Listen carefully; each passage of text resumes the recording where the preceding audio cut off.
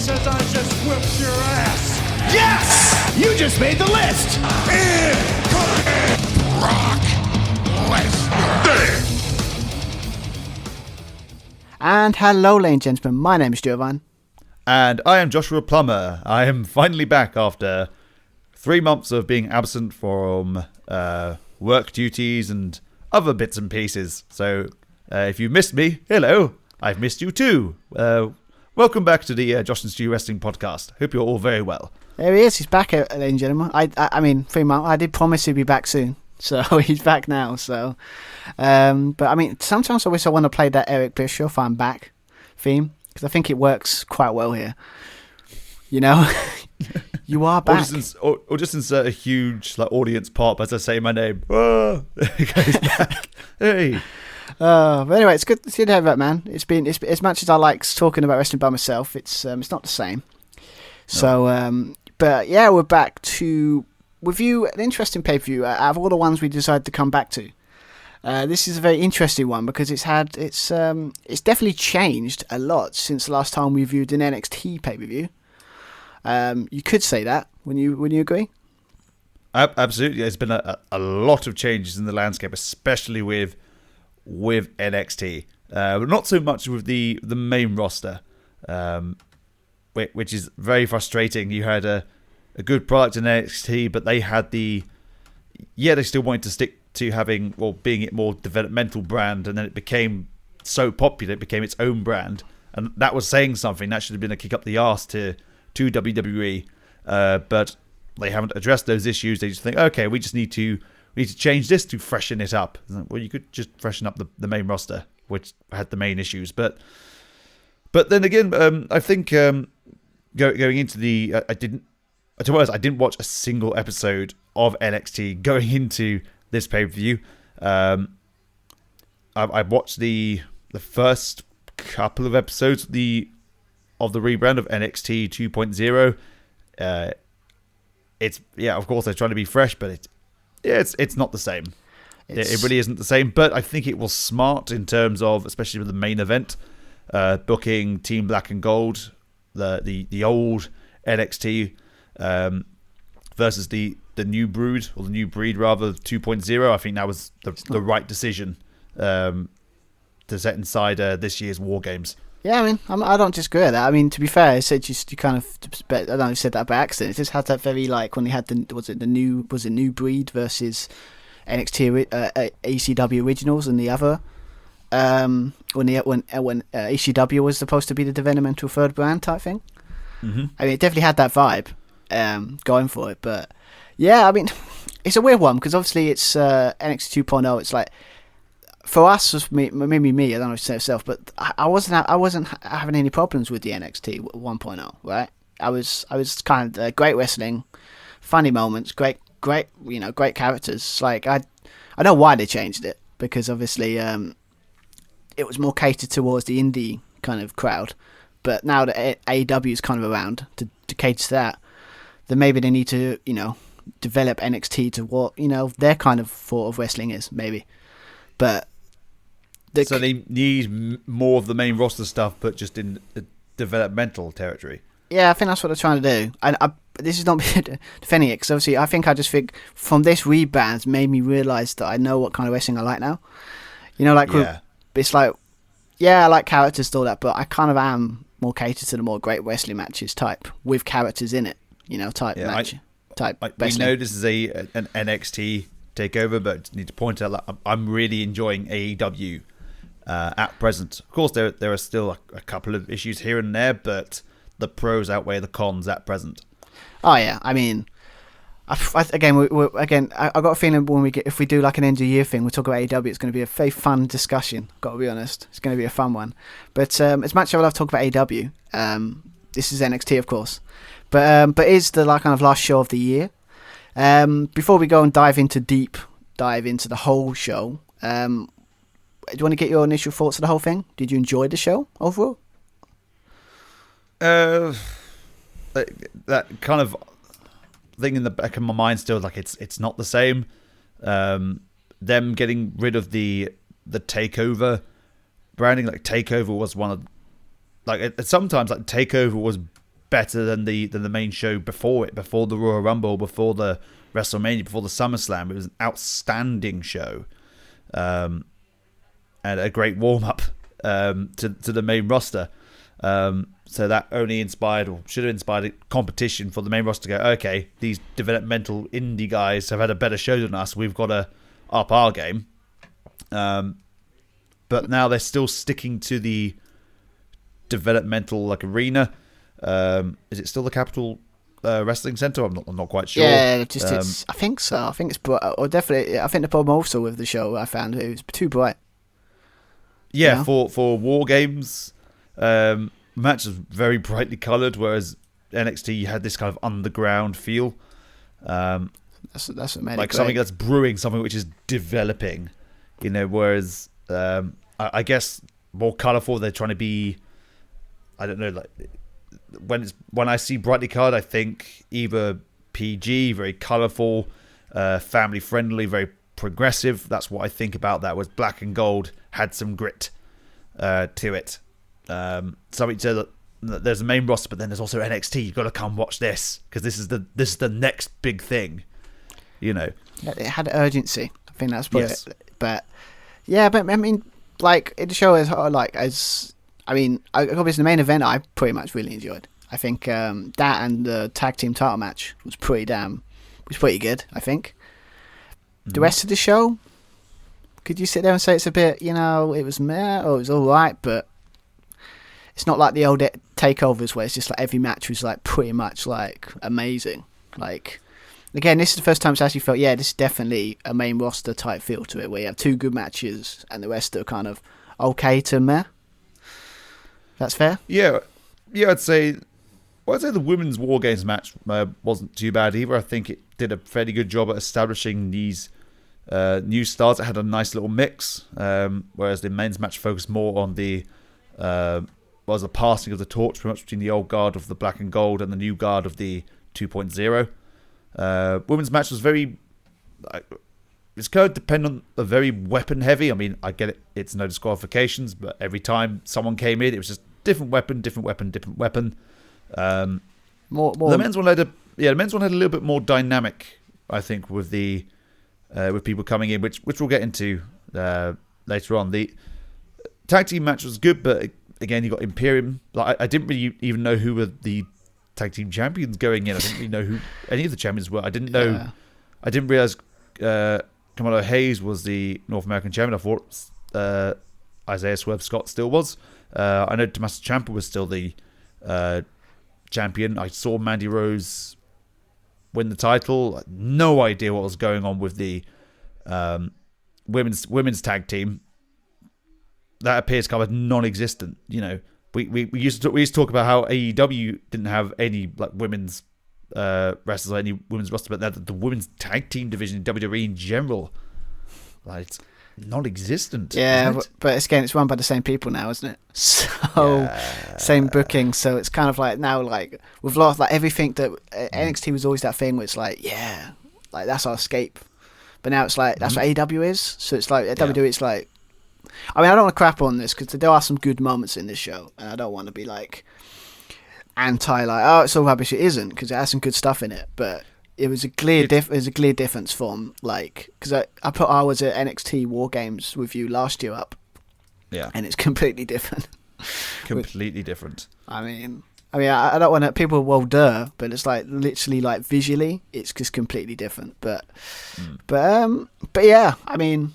But anyway, yeah. So I guess we're gonna dive into talking about each match one by one, I guess. But yeah, I think it was a good show. I just think when you think of takeovers, it's like it feels like it's definitely a bump notch down. Would you say? Would that be fair? Yeah, takeovers. You couldn't miss a takeover. Every match was exciting. Even I guess the undercard match, or might be like a mid card, a kind of rivalry match, was still very solid, all really, really good. But the results weren't really surprising. Like not particularly. I mean, the big issue with the cruiserweight match, I'll speak about that later. But yeah, you could you could just miss the show and go, oh, I missed War Games. Like, you'd never miss War Games. That's what I mean. The Undisputed Era have been there every single time. The Tommaso Ciampas, the Pete Dunnes, people do Io Shirai doing crazy shit off the cage. You know, you got some of that. But it did feel like they've toned it down a lot. It definitely feels like that. It's we'll talk about. There's one thing I'll talk about when we get into that match where it's like, I think the Cameron Grimes stuff as well. Like, it feels like that he's been told to not go as crazy. It does feel like that. I don't know if it's just me. He doesn't go too over the top as much as he used to. I don't know if that's just a little thing on my notice it, but yeah. But I mean, it's an alright show. But again, maybe we'll change when we talk about each match. But as it's NXT, one thing never changes. Well, unless it changes, there's no kickoff. There's no anything like that. We dive straight in with obviously the first of 2 War Games. Obviously, we just briefly talked about it with the women's War Games match with Team Gonzalez, Raquel Gonzalez, Io Shirai. Is it Connor J? Is that it? Cora Jade. Yeah. Was it Team Gonzalez or was it Team Kaylee Ray? I don't know. I put Gonzalez because obviously it looks like it was all built around what they did to Gonzalez, but maybe I'm wrong. But I mean, you might be right. I don't know. It's just I think I just put it because it's. I mean, again, I don't know anything about this build. All I know is that the Gonzalez Dakota Kai storyline, that long-term rivalry, Toxic Attraction coming about, Mandy Rose bringing in Gigi Dolan and JC Jane, Mandy Rose becoming NXT Women's Champion due to shenanigans and a shovel. What was it? A shovel. Yeah, which would come in. So I just thought about it. Later on. Literally buried. You know. Not as badly. I know, but it's not. No, but it's just like the symbolism of the show. I don't know. It's like, well, it's like when Cody did the thing with the shovel and the sledgehammer in his match this week on Dynamite. So I don't know, but anyway, yeah. So I think this match. I think it's just that this match is built up in a sense of just the same old. It's the new heel groups in town. They're taking over.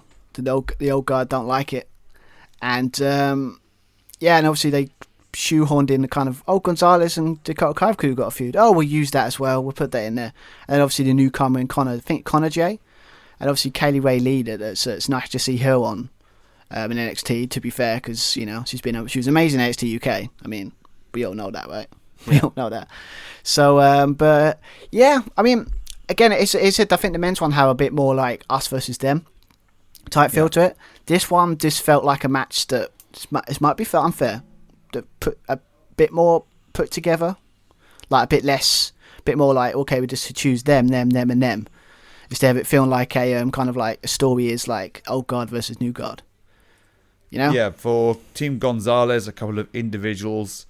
Who have a common enemy. The enemy is my friend against Dakota Kai and Toxic Attraction, who hold all the gold. But yeah, man, yeah, it's pretty much what it was. But I just, how can I put it? It was fine. It was fine. It's just it felt a bit off. Could it have been like a situation where there's too many people that I don't want to use the word green, or like too people like not used to this, that quite new, if you know what I mean? Maybe that might be it. Or that kind of stuff, because obviously I think in the men's there was a lot more people that were kind of used to that kind of style, maybe. Well, when you think about it, there was more. I'd say there's more experience in this match because who's been in War Games before? Raquel Gonzalez has, Io Shirai has, Kaylee Ray has, Dakota Kai has. That's 4 people, and then in the men's, you only had Ciampa and Dunn. So there's more experience in this match than there was than the women's match, than the men's match rather. It's a good point, but I think maybe it's because the men's had more. I don't know. Maybe I was thinking a bit too much in that one. It didn't make any sense. But yeah. So like as a match as a whole, like obviously we can go on deep into what happened in the match. But like, what's your thoughts of the match? Like, were you satisfied with it? Do you think it was a good War Games match, or do you think it was a bit more like it's a bit something was off about it?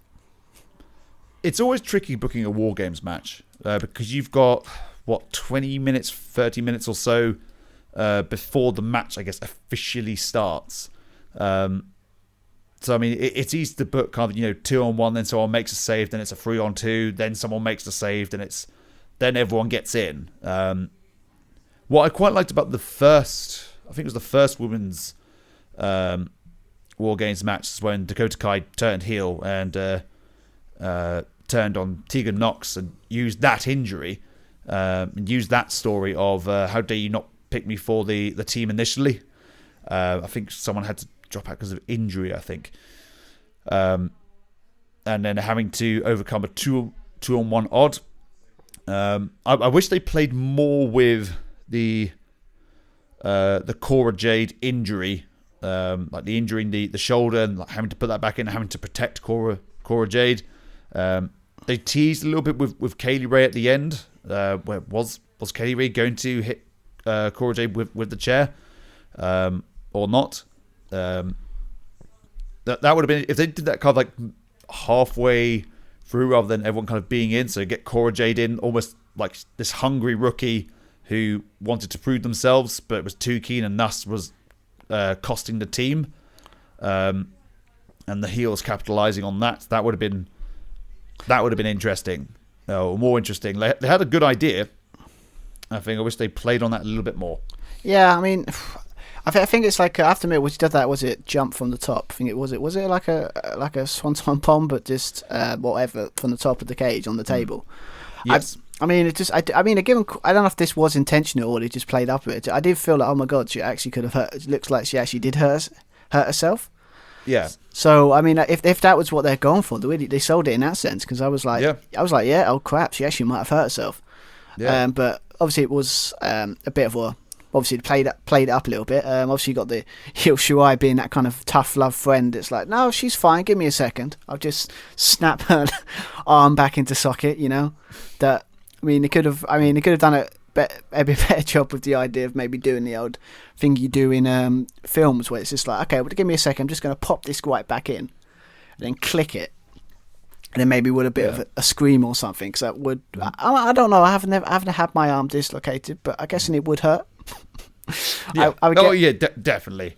I think Cora Jade really shone out in this match. Look, going in, I have no idea who she was. I just saw a young, 20 years old as well, youngest participant in a War Games match. Jesus. Yeah. Cora Jade comes in with a skateboard. You instantly think, oh, that's Darby Allin's thing, which is funny because Priscilla Kelly or Gigi Dolan was also in this match. Gigi was really over with the crowd as well. Very popular. Yeah. Yeah, I mean, there was chanting her name, everything. Got a bit. So that's surprising, to be fair. I mean, but I mean, to me, it's not anyway. So there's been a lot of talk about her since for a while now, I think, hasn't it? So I mean, at least, but yeah, I mean, I think it had that kind of stuff is really cool. You had Io Shirai kind of doing crazy stuff with that. I think, didn't she have like a thing where she did do moonsault from the top rope and down like on the trash can. You had all kinds of. You had that cool thing where she's doing the meteoras back in both corners and doing like a handstand. I think it was on the top. She had a handstand on the rope, hang upside down from the cage to deliver, I guess called like a drop kick, or like shunting the feet into the trash can. Whoever was in the corner there, that was really cool. But yeah, you had that. You had the thing with the weird thing with when Raquel Gonzalez came in and put like the cocaine in the trash can and span her around. Again, another good standout. Raquel Gonzalez again demonstrating her strength. They really played the threat with her pretty well as well. I think was it? I know Gigi Dolan. Who else was it? Were trying to like hold the cage door shut. I thought that was clever, and using the fire extinguisher to get them away. I think that spot was done better there than it was on the men's one. You know, like when they tried the whole thing with the chains. Like that one felt more like, yeah, you're trying to lock the door, but then she used a fire extinguisher to get him out of the way. I like that. I think that spot worked better in this match than it did in the other one, I think. But yeah, I mean, I'm sure there was a spot where she I think they were doing like a Tower of Doom thing, and she literally like power bombed all of them, or was it all at once? I mean, Gonzalez is like a freak of strength. You know, I honestly think if she could call up to the main roster, she will be like I don't know how they'll mess her up, because she's everything they would want, wouldn't it? You know, great look, good in the ring, could do acts of strength, all kinds of stuff. It's what they would want, wouldn't it? Yeah. So. Don't know how they would mess that up. I'd like to see them play around with, so if this, I guess this camaraderie, this team, I guess, stick together with tag team matches, I guess, against Toxic Attraction, and you've got Cora Jade picked up the victory, even though she was injured. But Raquel Gonzalez did the chokeslam powerbomb on Gacy Jane.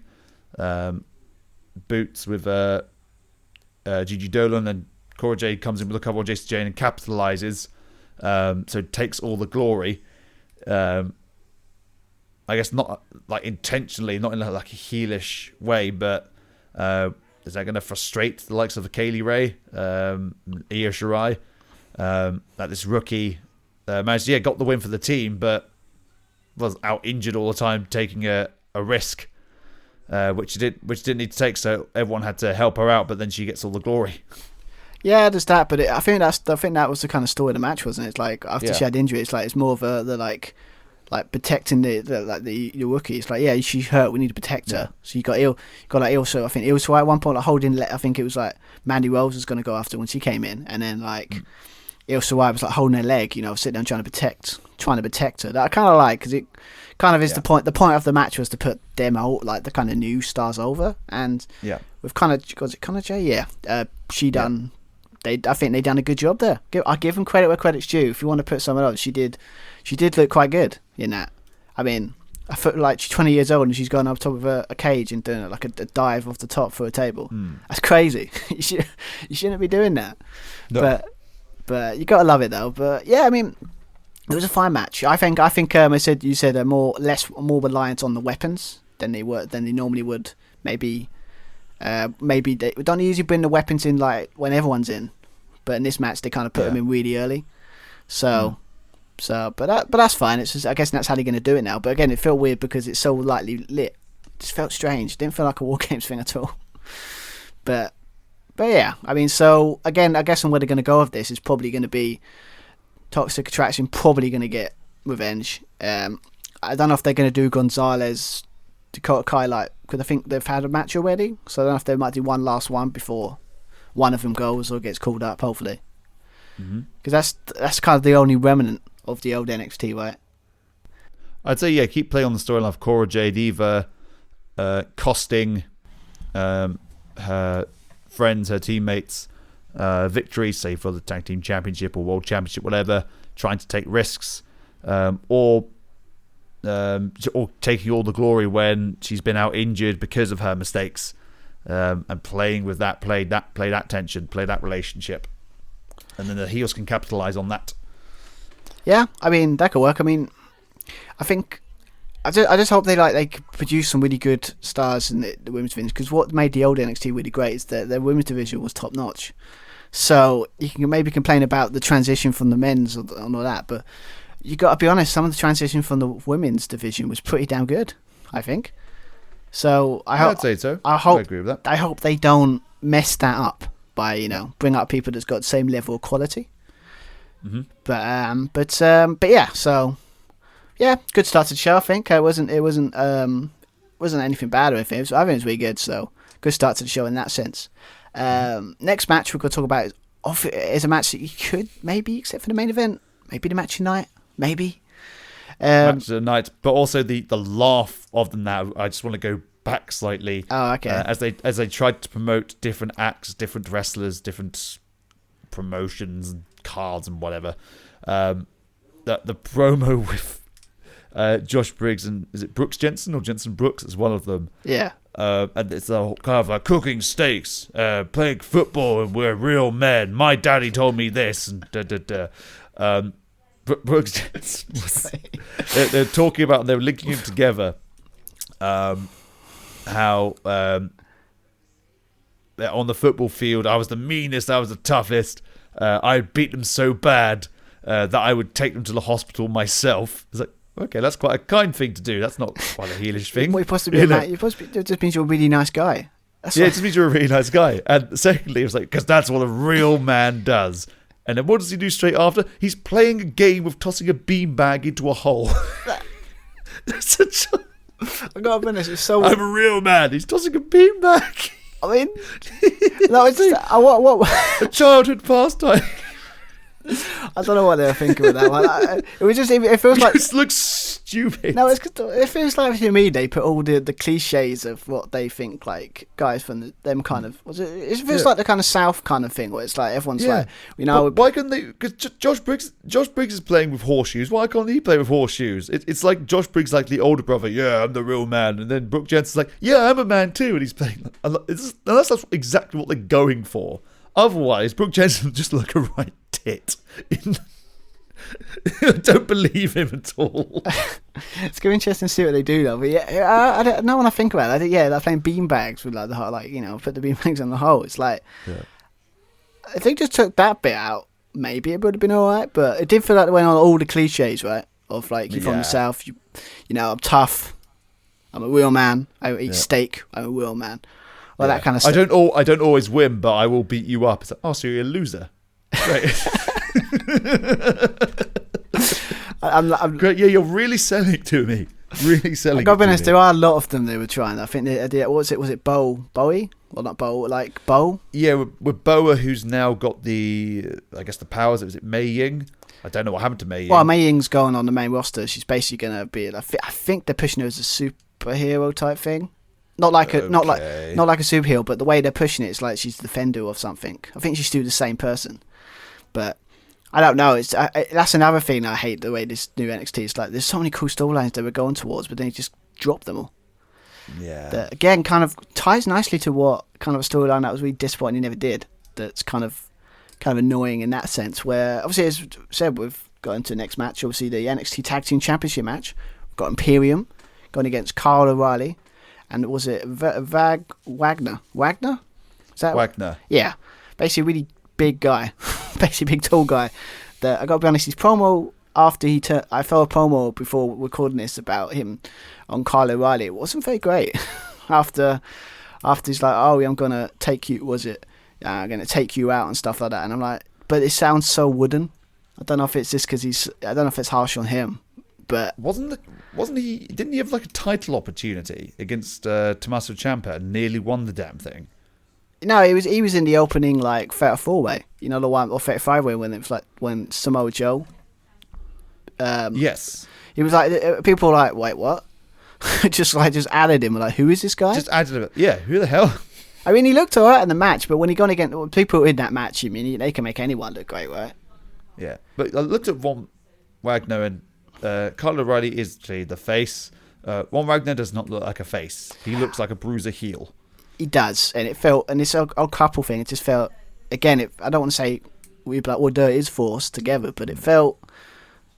I don't know. I just didn't feel right. It felt like for me, it was like it was a 2-on-1, and then the other guy's there, you know, because when you got like was it Kyle O'Reilly and then the other two members of the Imperium, like just going at it, it just felt like old times, you know, because they know each other so well. Kyle O'Reilly with his brutal strikes and his submissions. He's got great chemistry with both Bartel and Eichner. Oh yeah, I mean, but that's the match. I felt like it was the good, like especially near the end. It was just getting really like old school, wasn't it? Like proper really good. I mean, was it a bit? But then when it's like is it Wagner? Yeah, when he came in, it just felt again. I don't know. The dynamic didn't really work. No. If you know what I mean, I don't know. I don't want to crap into him because obviously he's quite new. I think it's only he had a couple of matches and stuff like that. But it was evident in this match, you know. He's got a long way to go. There wasn't the chemistry there. Was Imperium? They've been around for a long time, so of course they're solid and have great chemistry. Yeah, and then there's Kyle O'Reilly. He's used to being in that tag team environment. I mean, it's been. No, and I'm still really annoyed that we never got like Kyle O'Reilly finally winning the title, the world title, NXT Championship. That's where they were going, weren't they? That was where the story was supposed to go, if I remember. Where when he beat Adam Cole in that final match, he was supposed to be like that. He's finally proved to him wrong that he can't. He's betting him, and he's going to win the title. But then they changed everything. So it's like, it was an awesome moment, and they changed everything. Now look what they've done with him. They stuck him in the back. Basically, what they always do is like, oh no, you're a tag team wrestler. You can't go anywhere else. You know, we're trying a new guy, so you're going to be in tag team. And you can kind of see why he's leaving. Yeah, I was just watching this match with all the strikes and instant comparison. I thought, I'd love to see Kyle O'Reilly against Bryan Danielson. Mate. It says, like, please go to AEW. I'd love to see that. He's going Put on that exhibition. He's going to AEW, I think, and also he's got to go to AEW. He'd be a perfect fit. I mean, Red Dragon's there, like Bobby Fish is there, Adam Cole's there. You can still play off the Undisputed thing if you wanted to. I would love it if they didn't. If they like came back to like follow, like do a story where it's like he's followed him. It's like he's left and he's followed down it. He's there to make Adam Cole's life a living hell, whatever company he is. Exactly. I love that story because they do announce that. Like I do like the way they bring in that they are in other companies. That kind of why it makes AEW kind of more cooler. But just to point out, we're basically for the last couple months I've been a fanboy of AEW. So sorry if we keep bringing it up. Likewise, been a very big fanboy. I mean, and I'm not ashamed of it because it's been great stuff. So But we're not those wrestling fans going, are you AEW or are you WWE? It's like, we're both, but preference, we've got AEW at the moment. Yeah, we like both brands. Unfortunately, one is producing much more enjoyable content. Yeah, well, definitely from what we like about wrestling, anyway. Yes, but yeah, I mean, obviously, point out to the cool stuff match. You have that springboard moonsault by it was Wagner. Like, he's done that before. It's looks very impressive. Good, I think I haven't seen it for a while, Incredible. but it's like, I mean, you had that bit in the end where I think it was like what was it, back and forth between Kyle O'Reilly and Eichner, and it's like I thought the ending was really cooler where it's like it's a roll up, wasn't it? And then I think he like pushed him to like so his partner can get the had the Kyle O'Reilly's shoulders on the mat type thing, and I thought that's how they ended, but yeah, I mean, I think again it's just all three of them. If it was just 2-on-1, it'd be just same old business as usual when it comes to the quality we expect from NXT, right? When it comes to that kind of stuff, but I like the idea that Imperium did win, because obviously it would have been weird if Kyle O'Reilly he's on the way out and he wins the tag titles. Yeah, it would be a bit that would be odd. But I don't know. But like NXT, do they have tag division? What is their tag division? I know I haven't seen it, but like I don't know. I think they've still got grizzly young veterans that I still think at some point should have those tag titles, right? They've got the grizzled young vets again, heel versus heel. Did they pair each other up in in one of the most recent Dusty Rhodes tag team tournaments? I'm not I think sure. so. I think they did have a feud. I remember seeing or was it it. Legado or Legado Fantasma? It was something heel versus heel. I think it's might have done that a couple of times. I think that wasn't that like Hit Roll versus Phantasma. Yeah, if you're thinking of possibly. But what the Grizzled Young Vets doing? They had another promo where they were just hungry, so they decided to scam someone out, like getting their phone, make sure they're distracted, order some food because they're hungry. It's like, hang on a second, you wrestle for NXT and WWE, the biggest company, you can't afford food, really? And the whole point was, if you can fool a stranger, you can fool the referee. It's like, they're heels. They've been distracting referees for ages. Have you only just come to this realization? You know this already. You just made the Grizzled Young Vets look stupid. Yeah. I mean, you don't need to do much. Like, why are you messing with their character, man? It's pretty obvious what they are. Yeah. But what makes them great is because they're just like so cocky and arrogant, and it makes them great. I mean, come on. Stop. This is the problem. Stop taking her stuff, you know? Yeah. And MSK, the former tag team champions, what they're doing. They lost. We don't know how to get our mojo back, so now they're going to, was it a master of tag team wrestling, this shaman, or whoever it was. Yeah, I'm hoping it's someone like who's the former manager of was it Office of Pain? Oh, Paul Ellering.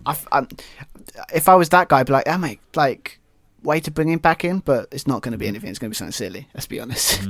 It's going to be right. It'd be something stupid, yeah. Yeah, but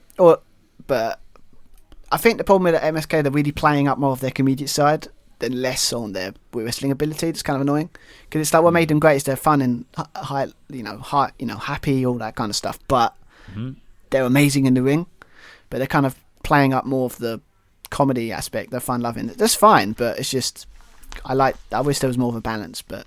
Maybe that's who they face next because they haven't had. I don't think they've had a rematch yet, so maybe that's what the story is. So, but yeah, well, we obviously got to point out one thing at the end of the match. Obviously, you got Wagner trying to attack him, and which is so evident.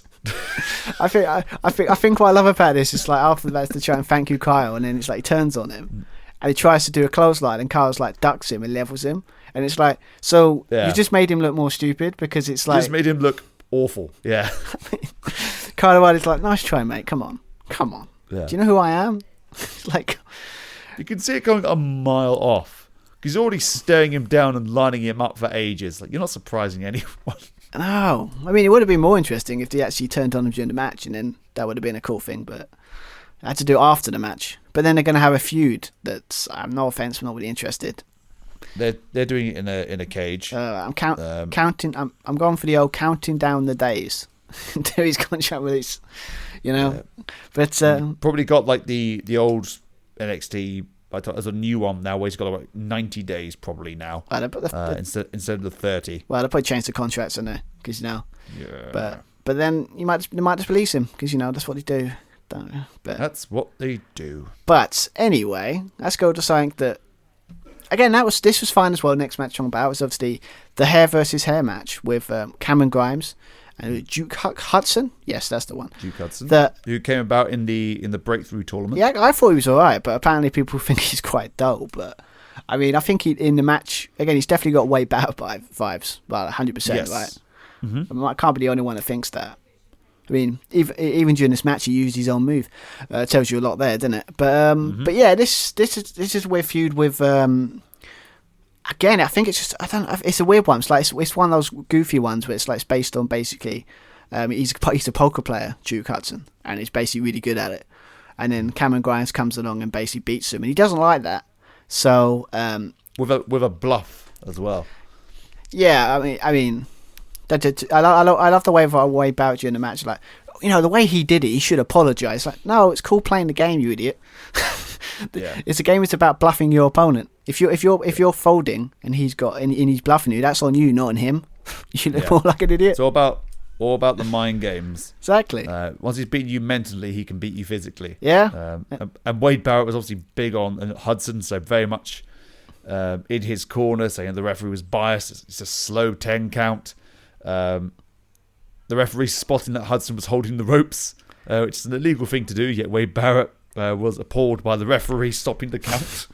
And I just love the way he's not even trying to be biased, unbiased. It's just like, that's disgraceful. Yeah. And then when obviously we'll talk a bit more on the match, but the finish with obviously the roll up with the holding the tights, it's like, oh, well, that's disgraceful. It's like, but you can't have it both ways, Wade.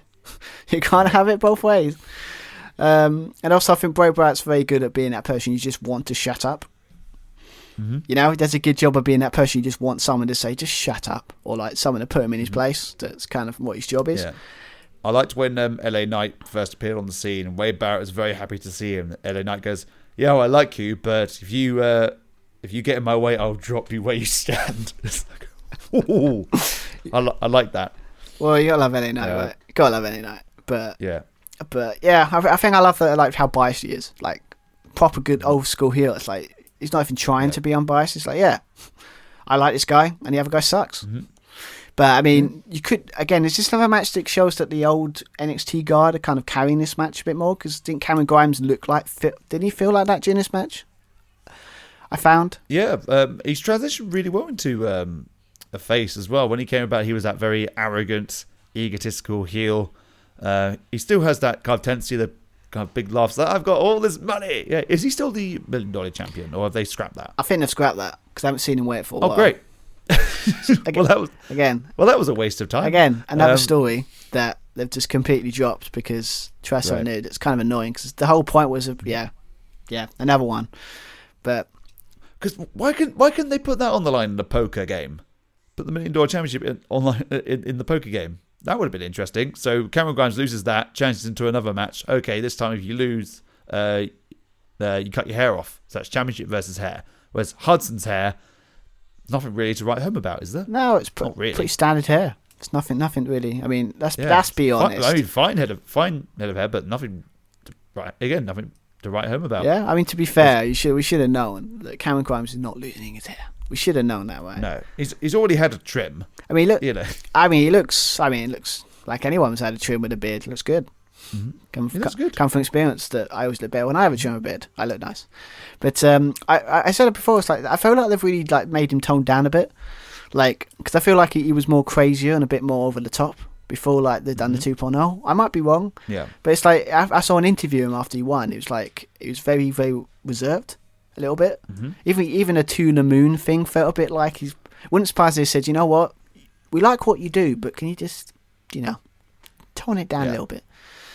But yeah, I mean, for this match, he was I think he felt like he was carrying it. He had that moonsault he did. He did that poison run. I think wasn't it like a Spanish fly he did like that one, or was it? I think like a crossbody Spanish fly. Yeah, that was sick. I mean, you got all kinds of stuff there. Yeah, obviously, Duke Hudson did do the Winds of Change. That's kind of it's pretty obvious who they're trying to emulate there. But yeah, I said the story was basically he was cutting corners, Duke Hudson, to try and win, to try and cheat. Yeah, and Cameron Grimes beat him to it. It's like, you want to cheat? Oh, okay. I'll cheat to beat you. I mean, you could sit there and say it's very similar to the Charlotte Becky Lynch thing. If you watched that match, I'm assuming you watched that match. I haven't. I know the result. Oh, but okay. So basically, there was at the end of the match, is basically Charlotte was trying to cheat. The ref noticed it, and then when Becky Lynch rolled her up, she held the ropes. The ref didn't see it, so she out cheated her. Similar. Yeah.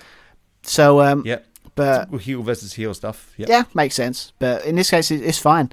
I mean, to be fair, it's like it just means like someone's going to shave, like you're going to go bald. But the only thing I have a problem with this, he didn't actually finish the job.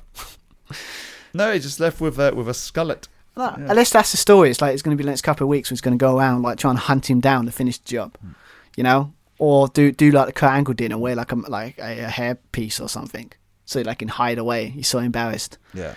They do that. They do stuff like that's entertaining for me. I find that stuff entertaining. But as a match itself, it was nothing really to write home about, really.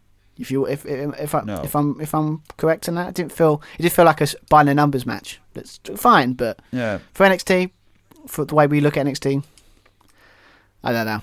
Yeah.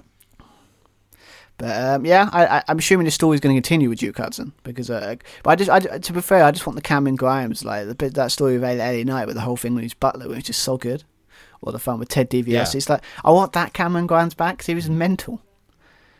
Yeah, even sell the differences like LA Knight and Cameron Grimes. Maybe that's the tag team. That might be interesting. Yeah, I mean, I don't know. It would be nice to. I don't think they've changed him too much, but I just wish he was a bit more like it feels like they toned him down. So, but it sounds like a WWE thing if they were like booking it like the way they would do it. Where say, just calm down, don't go too crazy. It's like, but that's what makes it fun. For God's sake, stop ruining our fun. But yeah. So that match. Then we go next one. We're going to talk about is the Cruiserweight Championship match. Between Roderick Strong and Joe Gacy, yeah. Interesting thing I would like to get your thoughts on this, just because I heard like they're planning to get rid of the Cruiserweight division, change it up a bit, and maybe change it into a kind of, what was it? Basically like the overweight title, like in New Japan, where they don't have a weight limit for it. So basically like the North American Championship, pretty much. It's just another title. Something like that. Or I think maybe I just see something about intergender type thing. Make it into that kind of thing. Because they kind of teased... Intergender would be interesting. I wouldn't mind that, personally, just because... I don't know, it's a thing that's always been scoffed at, but it won't work. It's like, well, if you don't think it worked, try it. See what happens. I think it would work, because...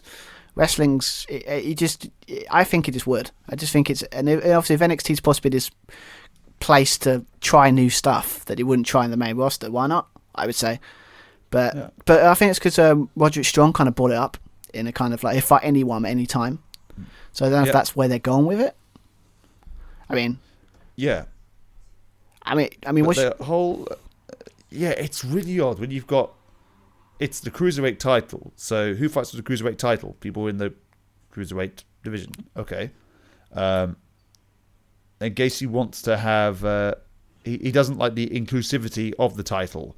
He wants it to be open to everyone. So, okay, we'll go for the North American Championship. We'll go for the NXT title. Why are you so set on that thing? The Cruiserweight title. I mean, it's not the most prestigious title. Well, they've only started booking it. WWE. Well, they've only started booking it properly, like... Ironically, when it was in NXT. Yeah.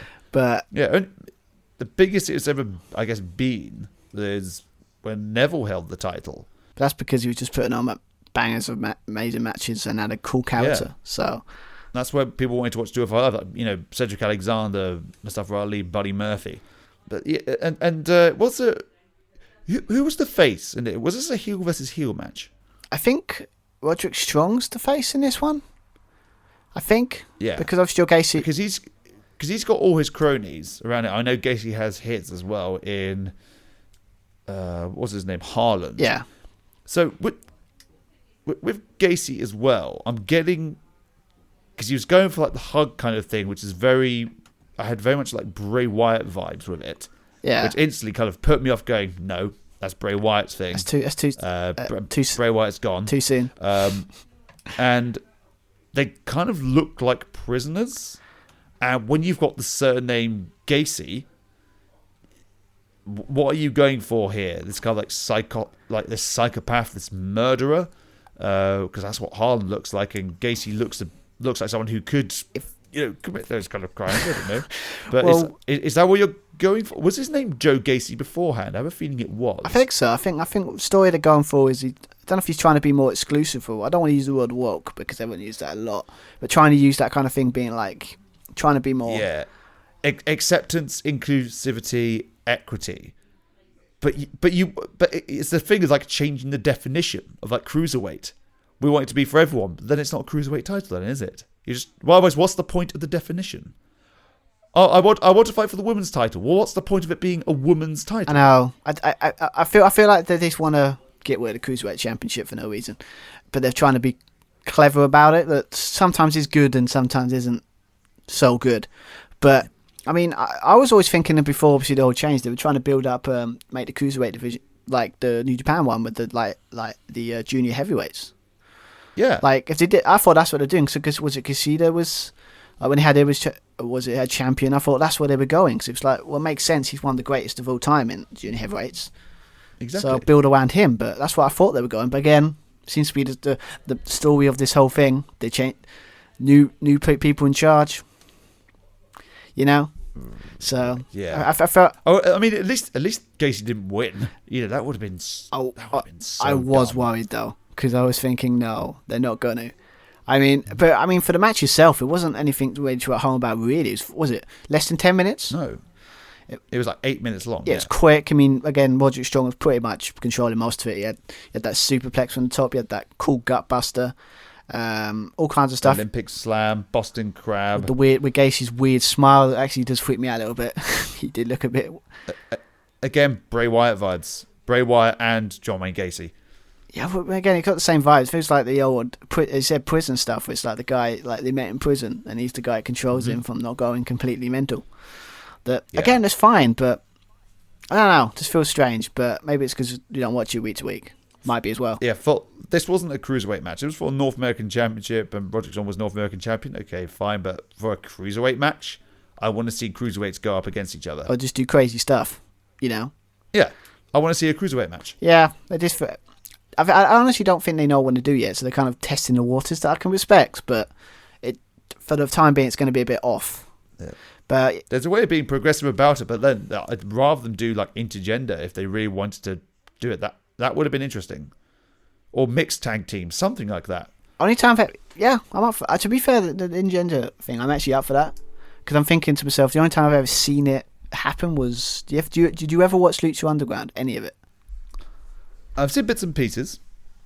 But I think they did do a bit where, like, I think they had like a triple threat for who's going to go against their world champion. It was like 2 men and 1 woman, and they would put it across as legit competitor. It's like, yeah, that's how it should be. Yeah. And I want them to do it just because it's like, because I think it would work. It would just work. I think it would. Because I enjoyed when they did, especially like that, because I enjoyed when they did the Mixed Match Challenge, and when they. As much as it kind of ruined the surprise of who's number 30 in the Rumble, at least there's a reason to it. It wasn't just for something on social media. Again, do it for a number 1 contenders match or something. Or have intergender tag team titles. But, the guys can go against the girls and the girls can go against the guys, that kind of thing. One of the best matches of WrestleMania 34 was was Ronda Rousey's first match. Yeah, I mean, and the idea when she's basically like throwing Triple H around like it's nothing. It's like that, but yeah, that was great. And when And likewise, when Kurt Angle puts Stephanie McMahon in the ankle lock, perfect. Yeah, it's just Bitch gets what she deserves. the funny thing is on our YouTube thing, that's still the video that gets the most views. Us talking about that match. Because I quite like to see because they had that little face-off with Haaland and Ivy Nile. She looks good. She's got a good look. Like her and Roderick Strong in a tag team against Kushida and Io Shirai. Throwing it out there. I mean, again, I'm not mind using the cruiserweight that change it up and use it for something different. I'm not against that, but all I'm saying is make up your mind soon, or it's just going to be a lot of. Yeah, if you're doing a cruiserweight match, do a cruiserweight match. If you want to get rid of it, get rid of it. Yeah. Don't try and put someone in a cruiserweight match who isn't a cruiserweight and do this bullshit progress bollocks, basically. Well, yeah, I mean, there's nothing wrong with that kind of stuff, but just for this kind of character, I don't think it works. It is wrong. It doesn't work. But so as a result, I wasn't invested in this match. No, it was just it did feel like a situation. It's like, yeah, it's here. And but give them some credit though. It was only here for 8 minutes. It wasn't around long. They just did it. This kind of what WWE normally does, where they have like matches that they have the ones that they kind of build, and then they have this like one match that just they kind of built it okay, and then just matches all right, and then you just move on. This is what this match kind of felt. But to be fair, I just love. There was a promo afterwards that Roderick Strong's like, I think he's gone through the old. He's fed up of people disrespecting him, so he wants to he'll face anyone. Like prize champion. I love that because that's what they kind of built. Roderick Strong's strength isn't in his promo abilities; it's definitely his ability in the ring. And if you can showcase that in any way, yeah. Although his promo is pretty good. His promos are okay. Yeah, I mean that's a bit harsh assessment, but like his in-ring ability is way better. If you know what I mean, they're good like promos, but everyone loves him. Well, he was known, especially in the Undisputed Era, as the kind of gas tank. The guy who would never get tired. That workhorse. Yeah, and if they can, one of the best athletes. And I think with Diamond Mine, yeah, they've definitely. I was looking forward to that because it's based like an academy, and he's the head of it. That makes total sense. Yeah, and if they actually give him credible opponents instead of putting him against doing him this, right? If they want to change it, fine. But why can't they make the cruiserweight division like what we as wrestling fans like just the best wrestling division? Make that so you can have that's where the best matches are in the cruiserweight division. Yeah, if they did that, then maybe there'd be something there for us. Because at the moment, I don't think NXT 2.0 has anything for us. At the moment, that wants us to go back. No. If that's harsh. Mm-hmm. I mean, I guess the only thing to bring you back is DIY. They could get back together or whatever, depending on what John Gargano's doing afterwards. Which I guess kind of segues into the next match. Unless there's anything else you wanted to cover. No, I mean I got to be honest. I wouldn't let you not have a good segue because you're very good at those segues, right? Thank you. Yes, and also it has been. That's what this podcast has been missing for the last 3 months. Just segues. Yeah, that's what you need. Hasn't been the same, man. It's all good talking to myself about my opinions, but it's not the same without the back and forth of us chatting. So, but yeah, so. The good thing is, obviously, because of how short this show was, in some ways, we're into the main event already. We are indeed. The men's wargame match. Team Black and Gold, led by Tommaso Ciampa, against Team 2.0, who, whether it's Kamalo Hayes, because he has the North American Championship, or Braun Breaker. And one of the first big disappointments of this match, and the build to it the final 2 weeks... everyone knows War Games is around the corner, and you've got these factions building up this team warfare. So that, of course, there's only one way to settle it, and of course, it needs to be announced a certain way. And this year, it wasn't. Instead, everyone lined up, apart from Braun Breaker, who came out pumping himself up, and he just shouted "War Games!" and went into the ring, and everyone knew it was War Games already, but you've got to have Regal. I mean, it's Regal's thing. Well, he does that every year. I mean, to be fair, I did put it on our Twitter, though. When we talked about our prediction sheets, I did put on the GIF, like, War Games, just so at least we had that. But yeah, I don't know, unless it's like he's kind of like took a way more backseat role to NXT. Yeah. Where it's like he's involved, but he's not involved. But Yeah, it's like once again they've cut the legs of the coolest things that was leading up to it. It's like you were thinking it was War Games, but not until Winning Week shouted War Games. You're like, oh, now it's War Games, right? Now we're on. It's like when it's Christmas, right? And it's not Christmas until you get the Coca-Cola advert, right? This is what this feels like, and it's missing it, and it kind of sucks. And I don't know why he's not there. You know. But yeah, I don't know. Maybe he's just had enough. Maybe he's had enough of the change is too much for Winning Week. I don't know. But as I said, it wasn't. It just didn't feel the same. But maybe they weren't paying him enough to say War Games. I want my royalties. I mean, to be fair, he should get paid. Give the guy like a truckload of money, man. Yeah. It's worth every penny, right? Absolutely. But yeah, we didn't get that this year. But when it comes to the War Games match in general, obviously, as we said before, the kind of match was basically old versus new, as we said at the beginning of the review. You know, you had Team Black and Gold, or basically the old NXT versus the new NXT with 2.0. But yeah, I think this was a better match. I think the women's match was good. It was good, but this was like it was. I thoroughly enjoyed this match. I don't know if you'll feel the same, but I thoroughly enjoyed this match. Yeah, but there were kind of good moments. But it's difficult to. I don't know how to describe it. I thought it was fine. It kind of had its moments, but obviously the story was 2.0 against Black and Gold, and pretty much everyone's rooting for Black and Gold. That's because that's clearly what everyone wants. Everyone loves the old NXT. That makes the story even weirder. Yeah, that means that I don't know much about Grayson Waller. I've seen like a couple of like vignettes from Tony D'Angelo. Carmelo Hayes won the breakout tournament, as far as I'm aware. Braun Breaker just appeared in like the first episode. And with Braun Breaker, for me, he looks like a mix of Braun Breaker. If they're going for like Brock Lesnar, that kind of thing, with a mix of Mojo Rawley with the bright colours. Is he going to be the next poster boy of NXT? I mean, again, I'm not against it, because out of all the new recruits, I would say he's the one that looks. I'm not saying that he's still got a long way to go, but he looks a bit more polished. You know? I don't really know anything about him. No, I mean, promo-wise, he's not bad. He's really good. I mean, in the ring, he looks all right. He's doing a lot of work to go, but he looks he's out of all of them. Seem like it's glaringly obvious that they're new to this. Braun Breaker, or let's be honest, you should have called him Rick Steiner, or or Frank Steiner, right? Yeah. Apparently they couldn't call him Steiner. I don't know why. Why? It's nothing wrong with having a legacy character, no. You know. But they went for this name, but to be fair, this is the only name, as you said before, of the Brock Lesnar that I can see Paul Heyman making sound cool. Because it's got that kind of, if you put the aggression on it, it would sound really cool. I give you that. I give them that.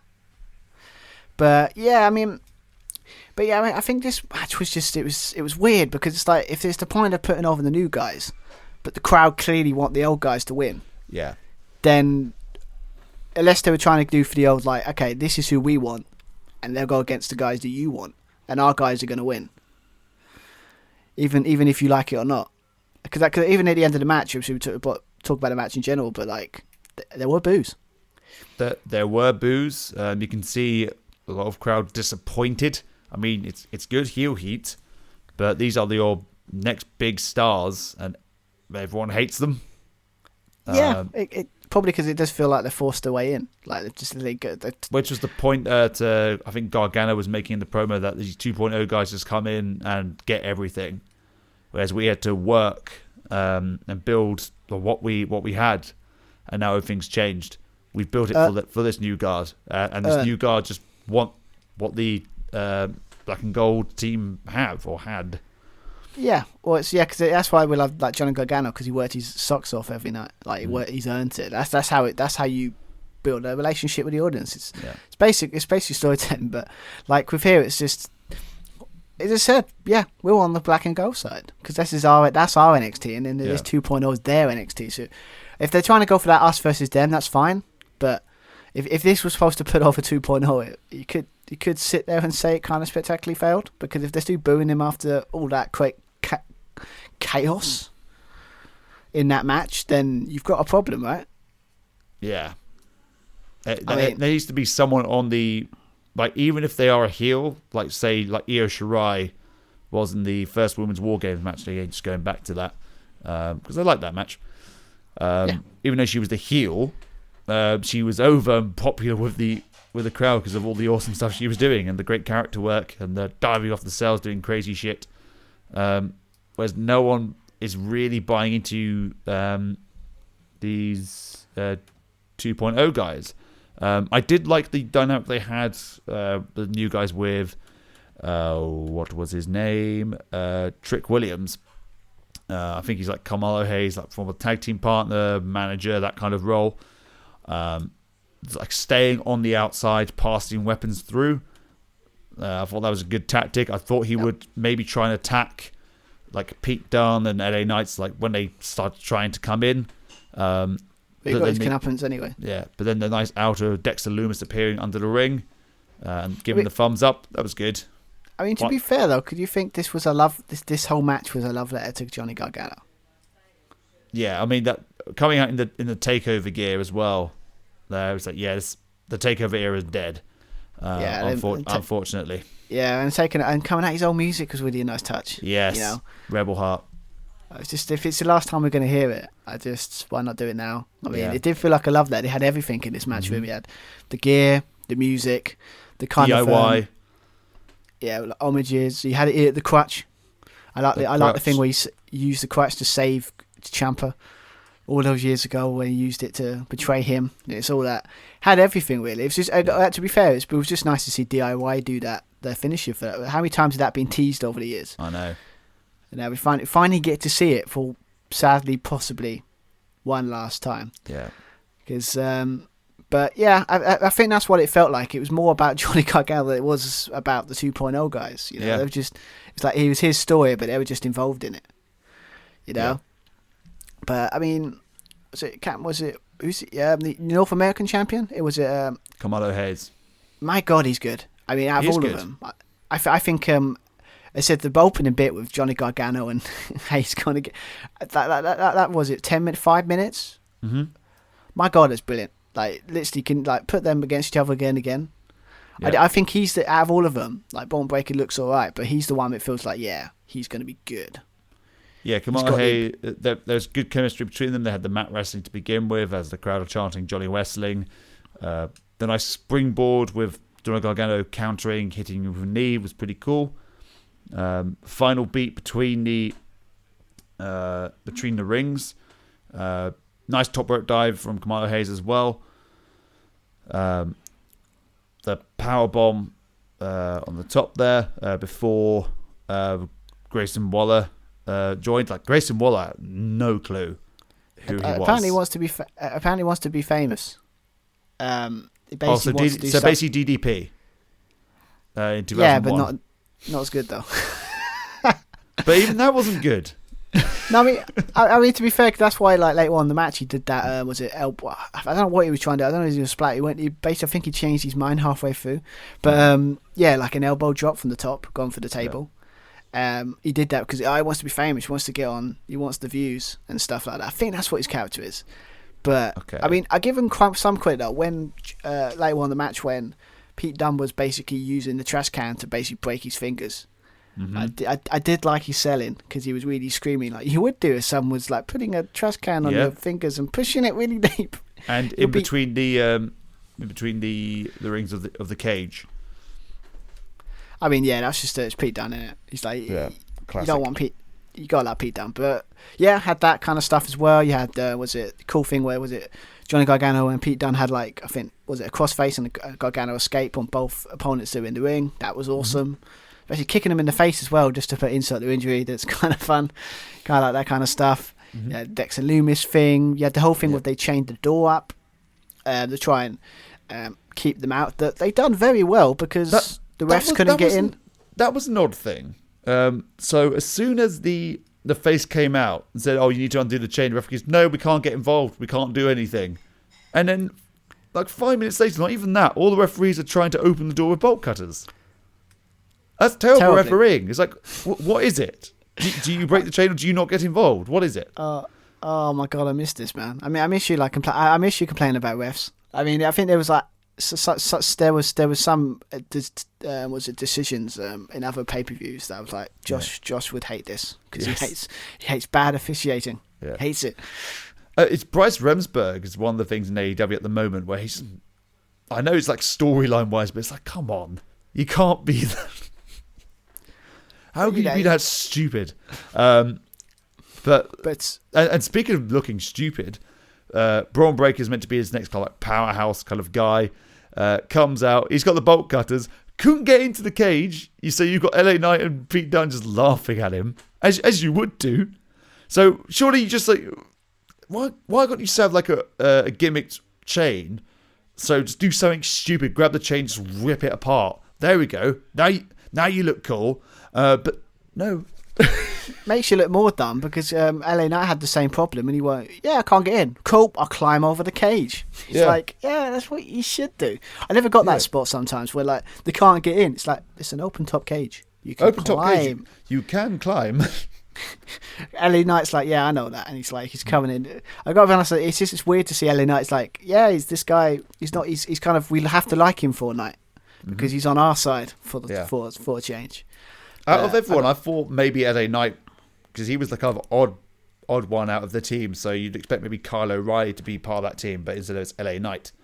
So I thought maybe, is there going to be a term by LA Knight? Is he going to join 2.0?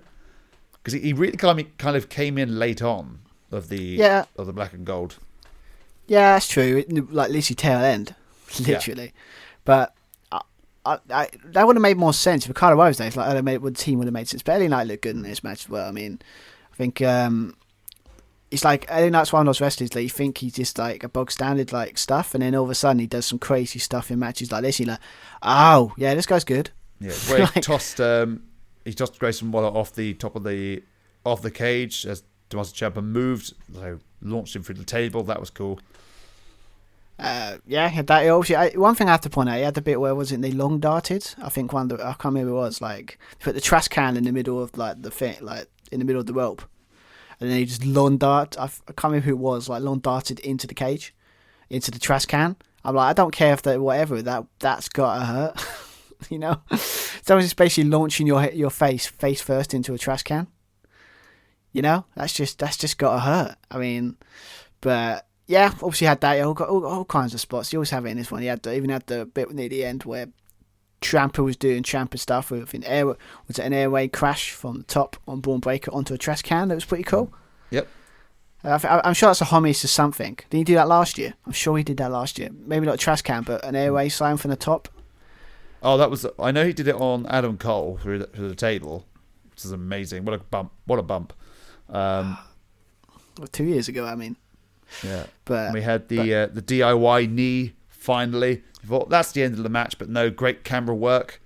With the referee being pulled out of shot by Commander Hayes. It's like, But what I love about it is his facial expressions. He's like cocky. He's like, I outsmarted you. He's like, you bastard. It's like you want like I love the heel word there. It's like, I was feeling like, you git. Yeah, come beat the crap out of that guy. He ruined it for us. And it's like that. That's like, I respect that. That's why I like him. I think he's going to go far. I think he's. A lot of people say, but when I was looking at reviews, a lot of people talking about Braun Breakers stand out, and he is good. But why are they not talking about Hayes? This guy's amazing. Like he's got like potential to be really good, but or maybe he's like we already know he's good, so don't have to mention him. But like little things like that, I enjoyed a lot. And I mean, we didn't even put like the joint Willow's Bell and one final beat by Gargano and Tommaso Ciampa. I think before that bit, that was like that's just cool. It's just not again. It's really sad. It's taken this long for them to get back as a team, and it could be the last time. So it just feels really sad. You know, but as you said before, it ended with Braun Breaker doing a spear on Tommaso Ciampa through the table, hitting that. I think it was what's it called? Power slam. Yeah, like a military press power slam type thing where he lifts them up and stuff. Gets to 3, they win 2.0, but the crowd were not happy. They all booed it because it just baffles me. Like, if you're supposed to put them over, then you kind of failed spectacularly, haven't you? I mean, it's probably the best decision. Otherwise, you're going to make the new stars look weak. But again, if you've got to make them likable, I guess, and marketable, so at least have some faces in that team rather than all heels. And then maybe show that kind of sign of respect maybe after the match. That kind of thing, perhaps. Yeah, I don't think he had that though. I mean, again, the weird thing about this match is like if it was like most of it was Johnny. It was like a farewell to Johnny Gargano.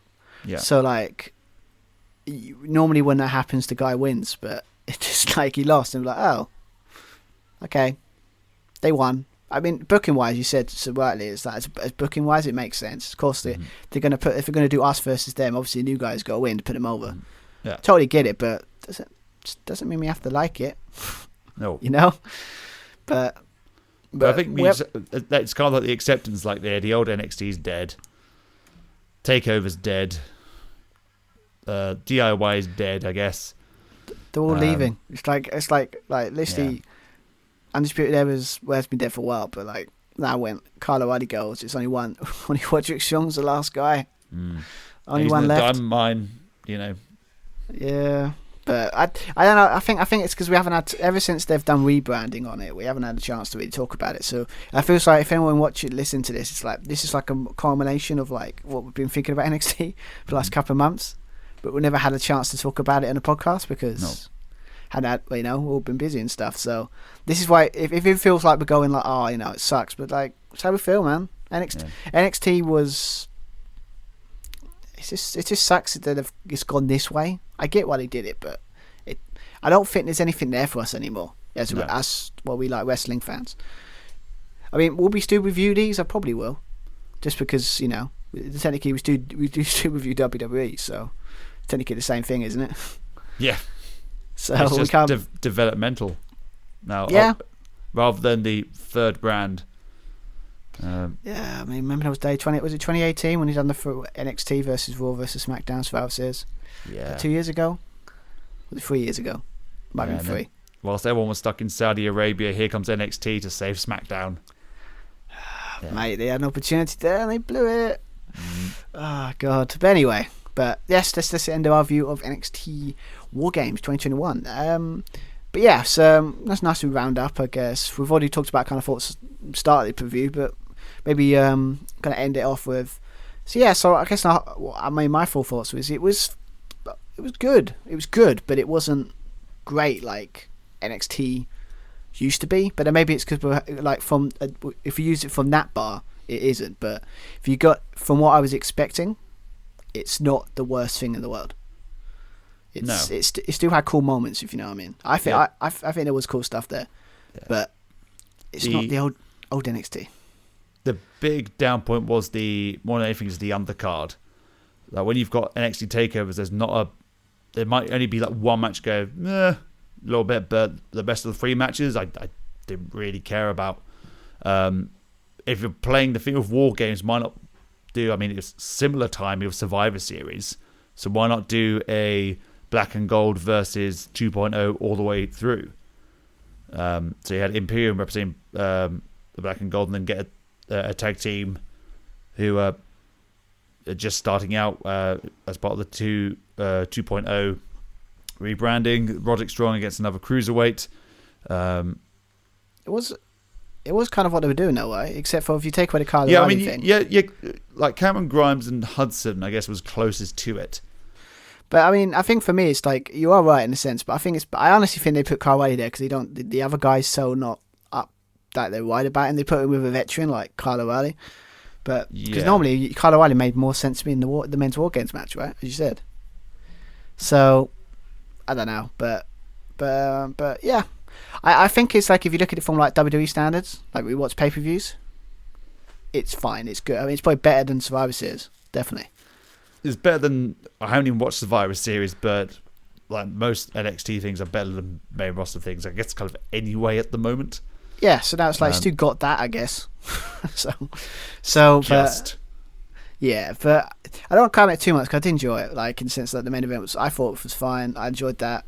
The tag team match for the tag titles was pretty good. Like take away the Wagner stuff where kind of it's obvious he's out of his depth going against these guys that are so good at their craft, and he's kind of felt a bit off. But except for that was a great match. I mean, here's a question for match of the night. What's the match of the night for you? Oh, match of the night. I actually enjoyed the women's War Games match more, I think.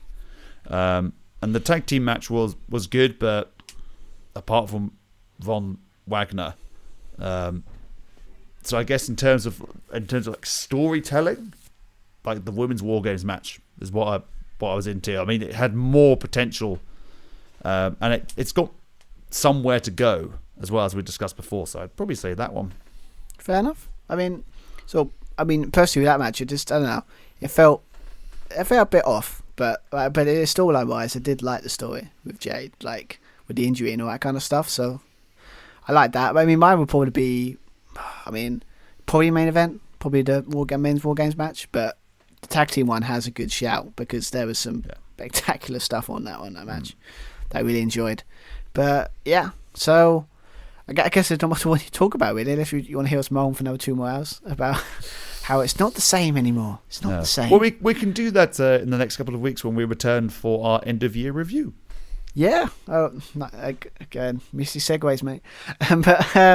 Yeah. Well, at the moment we're not quite sure what plan yet. We don't do like we normally do in awards, or just do like a whole thing where we just talk about pro wrestling this year in general and split it up into things. We don't know yet. We have to have that discussion, haven't we?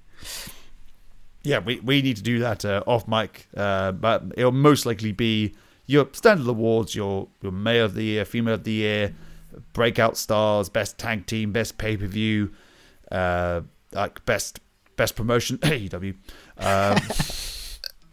Well, to be fair, that's like that award's done. Okay, let's move on. Yeah. But yeah, I was thinking about doing differently, but now because of the time constraints, that might be the best way to go. But yeah, we'll be back for one last review before the end of the year. So you won't miss us too much. Yeah, obviously all that kind of stuff. Also, I'm assuming you're watching this or listening to this on your YouTube channel or the Just Do Wrestling podcast. Nothing to really shout home about. We're just cleared 61 subscribers. Yay for us. Woo. So, but yeah, this will be on there, so you can listen to that. Obviously, we're on Spotify, iTunes, Anchor, all the places you can find podcasts. We are there. Yeah, I mean, Josh would quickly give an update on the Prediction League, because obviously because you're really busy, it's been a bit hard to keep and tracking it a little bit. So just give an update on that. Yes, so I'm still yet to do the scores from 3 months ago. Survivor Series, obviously we missed out on. We didn't even do the Survivor Series team game. So we'll probably do like another God of the Pod or something like that in the build up to WrestleMania. This latest round will be for the NXT Takeover League, or just the NXT League now, I guess. So that will be up and about. So I've got a busy schedule this week, but then I've got like 4 days off the following week. So the scores will be up by then. They'll be out before the end of the year, I promise. So you'll know fully who the champions are, who's going against who for the day one pay-per-view on the 1st of January. I don't know how the hell we're going to do that next two. It's just the beginning of the year. Because when I think about it, like you've got day one, you've got New Year's Evil for NXT, and then you've got the 3 days of was it New Japan Wrestle Kingdom? Oh, 3 days. 3 days. I honestly don't know if it's a situation where like we do the WWE and NXT, and it's like New Japan. You can say like, Stuart, you can do it, because I think you can do it, because it's like finding 1 day but 3 days consecutively to review the whole thing, and we can't do the whole thing at once because that's how many hours? Yeah. I mean, mad. But basically January is going to be crazy. For some reasons, WWE decided to put a pay-per-view on the 2nd of January. What were they thinking? Well, they've done Raws and SmackDowns on Christmas days. That's been stupid. Yeah, but I guess for us personally, it's like, but they're not pay-per-views, so we don't have to really review them. Like, no. We don't actually have to review this one, but it's kind of our brand, so kind of have to do it. But like, but yeah, so when it comes to pay-per-views, though, we won't be back into hopefully day one. Whenever we can find time for that. But yeah, we're back for the end of the year. It's going to be interesting to look at the rest of the whole year, because it's been pretty very crazy, very interesting, but in a good and bad way, you know. I mean, but it'll be cool. I look forward to that. That'll be out. Definitely will be out before the end of the year. We'll try and find some time for that. But yeah, hopefully you've enjoyed our review. It's nice to have Josh back doing the reviews. Hopefully it's leave a comment if you want me to bugger off. Well, let's be honest. What will happen? It'd be like, what will probably happen is like, thank God you're back. I had to put up with Stuart for 3 months. Thank God you're back. Finally, you can put him in check. But yeah, so glad Joe's back. So yeah, it'll be definitely for the end of the year. Hope you enjoyed our review. I don't have anything more to say really. I've been Stuart Vine. I've been Joshua Plummer. And yeah, see you on day one. And if you don't have a review before Christmas, have a good Christmas and New Year, I assume. Yes. So Merry Christmas, everybody. See you soon. See ya. Bye.